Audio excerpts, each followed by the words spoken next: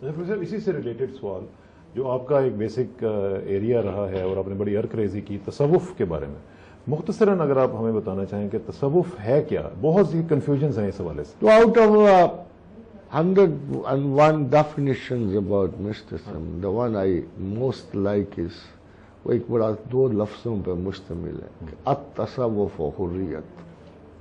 تصوف آزادی ہے، میرے اپنے اندھیروں سے آزادی ہے، میری جبلتوں کی اذیت پسندی سے آزادی ہے، میری عقل جن آسیبوں میں جکڑی ہوتی ہے ان سے آزادی ہے، میرے شعور پہ خدا کی حکومت کا مطلب یہ ہے کہ میں آزاد ہوں.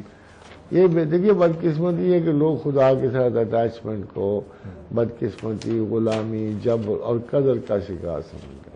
On the contrary, whatever I have found about Almighty Allah is کہ آپ خدا کے ساتھ بڑے آزاد ہوتے ہیں، بہت آزاد ہوتے ہیں. یہ جو آپ کو گناہ بتا دیں، یہ گناہ نہ کرو، وہ گناہ نہ کرو، اس سے خدا کا کوئی مطلب حال نہیں ہوتا آپ کی فلاح و بہبود کے لیے. یہ اس نے واضح کر دیا کہ یار میں نے تمہیں بہت اچھی صلاحیتیں دی ہیں اور بہتر مقاصد کے لیے دی ہیں. اگر تم زنا میں ضائع کرو گے تو نکاح کی ویلیو چلی جائے گی. اگر تم خسیس ہو جاؤ گے تو یہی پیسہ تمہارے لیے جیلسی، رقابت اور حسد کا باعث بن جائے گا. تو جتنی موضوع تمہیں طاقت دی ہے نا، اس کا کھلا ڈلا استعمال کرو ان مقاصد کے لیے جہاں چیزیں ضائع نہ ہوں. تو دراصل ہمارا گناہ اسراف ہے. قل یا عبادی الذین اسرفوا علی انفسہم. اسراف نہ کرو ان صلاحیتوں کا جو میں نے تمہیں اچھی زندگی گزارنے کے لیے دی ہیں. چیزیں ضائع ہوگی تو ان کی طرح پھر رونا پڑے گا جن چوٹیوں نے جن کو سبق سکھایا تھا کہ ہم نے سردیوں کے لیے بہت کچھ جمع کیا ہے.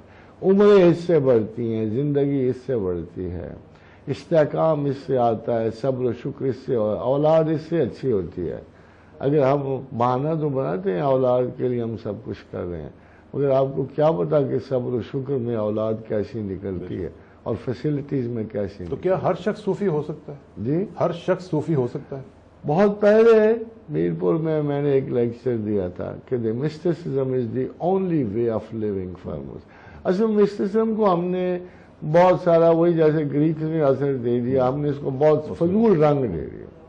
اس کا میرے نزدیک سادہ سا مطلب ہے کہ مناسب عمر، مناسب وقت، معتدل مزاج کے ساتھ جس نے اپنے اللہ کی آرزو کو سب سے بلند و بالا پایا وہ صوفی ہے.